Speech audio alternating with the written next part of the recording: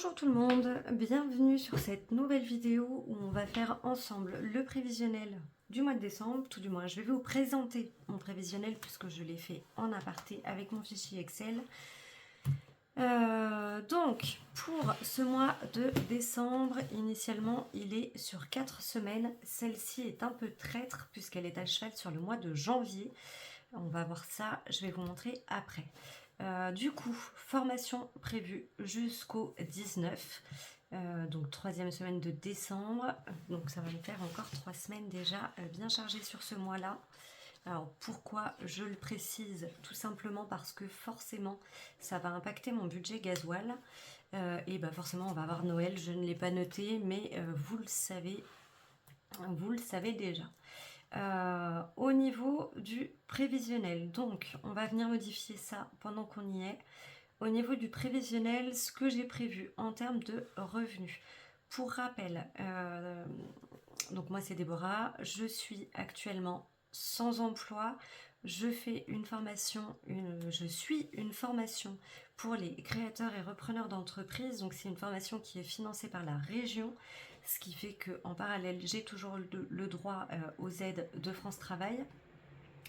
Je suis également maman d'un grand garçon qui a 13 ans, qui est à 100% sous ma responsabilité. Je n'ai donc pas de pension alimentaire. En revanche, j'ai ce qu'on appelle l'allocation de soutien familial qui remplace la pension alimentaire et qui du coup m'est versée par la CAF. Je suis propriétaire de ma maison. Je pense que par rapport à la présentation, je vous ferai une présentation en janvier qui sera du coup la présentation du foyer et du global, de façon à ne pas revenir sur la présentation systématiquement en début de mois. Comme ça, ce sera plus simple. Je suis propriétaire de ma maison depuis le mois de décembre dernier. Je n'ai pas encore commencé à rembourser mon emprunt puisqu'il me reste des fonds à débloquer pour les travaux, ce qui est en cours. Donc ça va changer sur l'année prochaine forcément, mais pour l'instant, voilà, pas d'emprunt à rembourser. En revanche, j'ai des intérêts qui me sont prélevés en attendant que je puisse commencer à rembourser mon crédit. En termes de revenus, du coup on a 190 € de la CAF et France Travail. Le mois dernier au mois de novembre j'étais à peu près à 2000 et quelques de France Travail.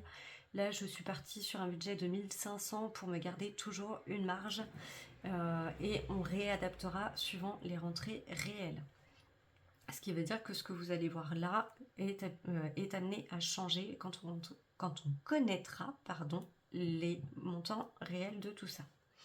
Au niveau des crédits dettes, j'ai une formation, en fait, c'est pas une formation, c'est du coaching que je rembourse à hauteur de 100 € par mois, donc que j'ai mis en crédit dette. Au niveau des charges fixes, pour ce qui est le logement, je n'ai que l'eau et l'EDF, forcément, puisque je n'ai plus de loyer à rembourser, je n'ai pas de loyer à rembourser, donc on est à 50 pour l'eau. L'EDF c'est le gaz et l'électricité, j'ai mis 300 €, on est au mois de décembre, je devrais avoir la facture de régule. Si elle peut passer dans mon budget, c'est parfait. Si j'ai besoin de rajouter avec l'épargne, on ira piocher dans l'épargne. Pour l'instant, je table sur 300 € par précaution. Au niveau de la banque, donc j'ai les cotisations de gestion de compte, carte bleue, etc. J'en ai pour 11 € par mois et les fameux intérêts liés à mon crédit immobilier à hauteur de 87 € par mois pour l'instant. Les assurances, 50 € pour l'habitation. Désolée pour le bruit de la moto.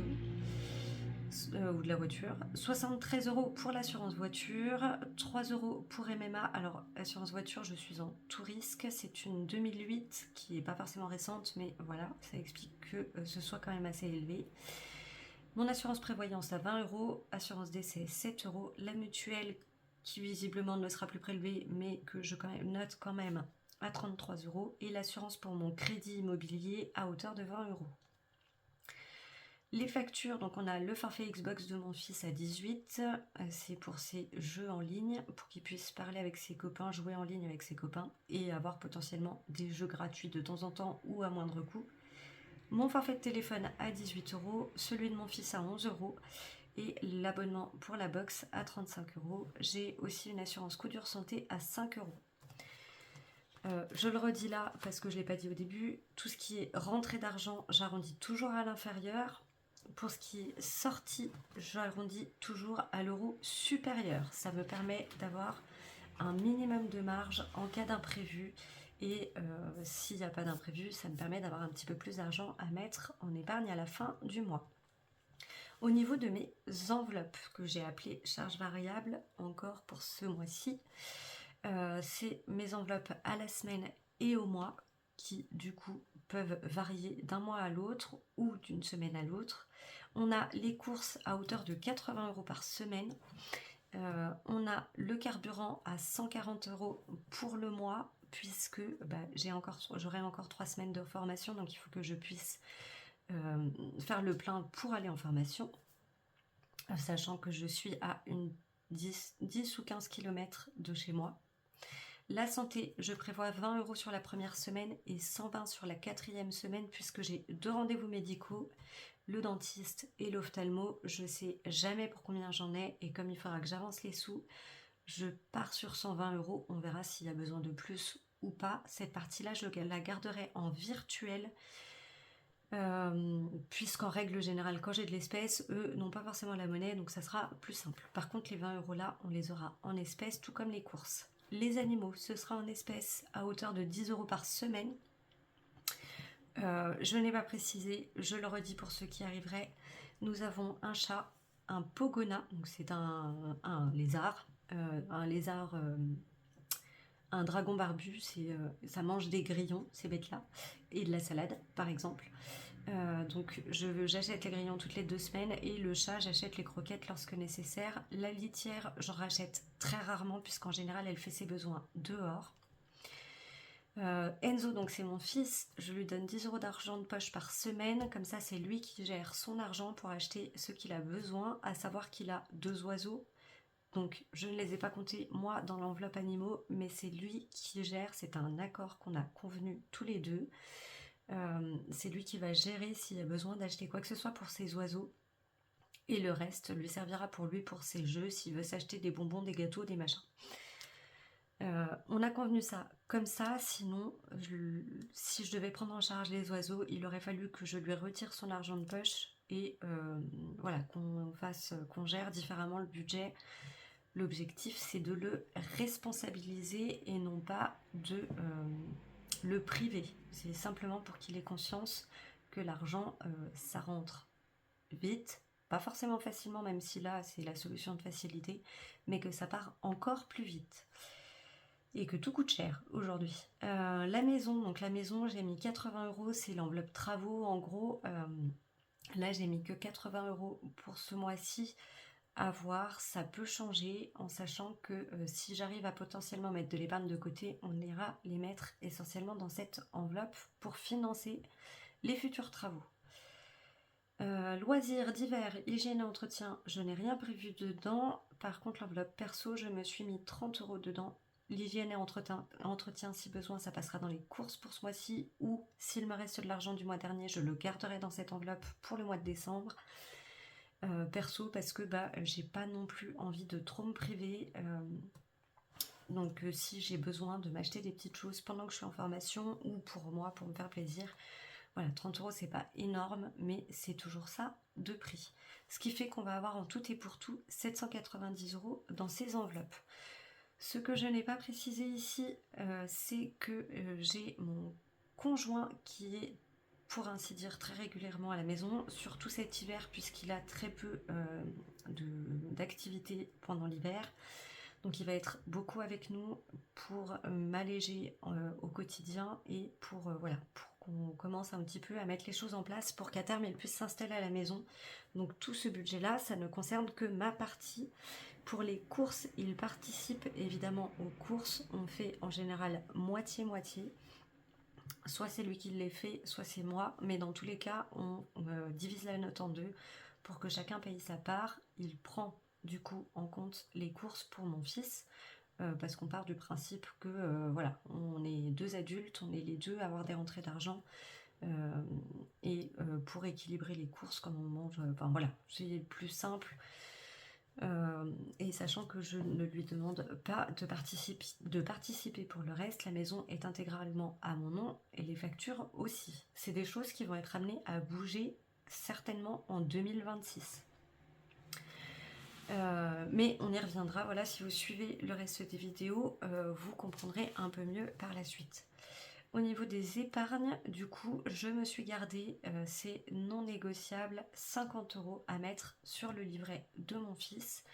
C'est l'enveloppe sur laquelle je ne ferai jamais une croix, sauf si vraiment on se retrouve à vraiment à sec de chez sec et qu'on a besoin de payer toutes les factures, de payer les courses et le carburant. Et pour les animaux, voilà, s'il faut on réduira, s'il faut on réduira l'argent de poche. Mais les courses, le carburant, la santé et les animaux sont prioritaires. Et l'enveloppe de mon fils, c'est pour son avenir. Donc, c'est non négociable. Le tout cumulé, il me restera 9 €. Je ne fais pas le budget base 0. Déjà parce que je ne veux pas m'amuser à mettre 9 € en virtuel. Je fais toujours des comptes ronds quand je fais mes transferts sur mes livrets d'épargne. Donc quand il me reste entre 1 et 9 €, ça vient toujours en résiduel. Et éventuellement, à la fin du mois, suivant ce qui restera sur le compte, finalement, ces 9 € feront partie de ce qui sera transféré en épargne. Je crois que c'est tout ce qu'on avait à voir. On fera du coup à la fin du mois de décembre. Alors, pour ce qui est de la 5e semaine, voilà ce que j'ai oublié. Je l'ai prévu en épargne. Pour ceux qui me suivent, j'essaye de remplir mes enveloppes épargne au fur et à mesure en prenant en compte les événements de l'année 2026, en y allant vraiment semaine après semaine, événement après événement. Un événement qui tomberait par exemple pendant la semaine 4 du mois de janvier, je le remplirai après avoir rempli la semaine 4. Ici, par exemple, on a déjà, j'ai prévu en épargne, ces budgets-là ça va bouger, ça va être modulé suivant les rentrées d'argent que j'aurai au fil des mois. Ces épargnes-là vont basculer sur les épargnes suivantes. Là, par exemple, sur le mois de février, j'ai déjà prévu en épargne pour la semaine 7 qui est ici. Une fois que j'ai eu rempli cette enveloppe-là, j'ai rempli l'enveloppe qui correspond à l'épargne de mon tonton pour son anniversaire et ensuite l'épargne Saint-Valentin pour après remplir la 8e semaine avec mes épargnes. Je fais comme ça puisque je suis actuellement au chômage, même si je suis en formation. Mon projet, c'est de créer mon entreprise. Mes revenus seront variables au début. Donc, je veux vraiment pouvoir prévoir mes épargnes au fur et à mesure de l'année pour être sûre que je suis tranquille pendant plusieurs mois. Tout ça pour dire que du coup finalement ma 5e semaine de décembre est prévue déjà avec mes épargnes. C'est pour ça que je ne l'ai pas budgétisé sur le mois de décembre. On est pas mal pour le prévisionnel. On fera du coup dimanche, je vais vous faire encore une fois 2 vidéos. Je vais voir comment je vais coupler tout ça, puisque on va avoir finalement encore, on va faire à la fin de la semaine, donc dimanche matin, vous aurez, si tout se passe bien, le bilan de la dernière semaine du mois de novembre, avec le bilan du mois de novembre, ce qui sera déjà assez long. Il faudra que je vous fasse une deuxième vidéo, donc après le bilan, pour faire le remplissage de décembre, où là on verra les montants réels puisque j'aurai plus d'infos sur les réels montants que je vais percevoir. Donc là on fera le remplissage du mois de décembre et surtout de la première semaine de décembre. Pour rappel et pour ceux qui arrivent, je retire pour mettre dans mes enveloppes semaine après semaine. Je ne retire pas l'intégralité du budget, premièrement parce que je ne peux pas, je suis limitée à un certain montant et que ça pourrait potentiellement coincer. Deuxièmement, parce que ça me laisse une souplesse pour si toutefois j'avais besoin de payer par carte, que je ne pouvais pas payer en espèces, ou si j'oubliais mon porte-monnaie à la maison par exemple, ou si le montant est plus élevé que ce que j'ai de prévu dans mes enveloppes. Et comme ça après je viens transférer l'espèce dans mon enveloppe retour banque qui finalement est réemployée pour la semaine suivante et ainsi de suite. Ça me permet d'éviter d'avoir trop de cash à la maison, ça me permet d'avoir une marge de manœuvre sur mon compte en banque. Donc voilà, parce qu'on n'est pas à l'abri d'une mauvaise surprise. Et du coup, en troisième vidéo, je voulais en arriver là aussi, vous aurez la vidéo potin, puisque là on aura 2 vidéos qui seront quand même relativement longues. Je vous ferai certainement le bilan pour le dimanche matin, la vidéo potin pour dimanche soir, et du coup le remplissage, je le posterai très certainement le lundi matin. Donc voilà, je pense qu'on est pas mal, on va s'arrêter là pour cette vidéo. J'espère qu'elle vous aura plu, qu'elle aura été suffisamment claire. Sinon, n'hésitez pas, posez vos questions en commentaire ou sur Insta et je vous répondrai avec grand plaisir. Je vous souhaite à tous et toutes une belle fin de journée, une belle soirée, une belle semaine. Portez-vous bien, prenez soin de vous, de vos proches, de votre budget. J'espère que votre budget de décembre est déjà bien ficelé. Si vous commencez les préparatifs de Noël, bon courage à vous, bon préparatif. Je sais que c'est un budget assez conséquent pour certains, je sais que c'est aussi une période compliquée pour d'autres, donc voilà, je vous envoie plein d'ondes positives pour ce mois de décembre et je vous dis à très vite. Allez, bye bye.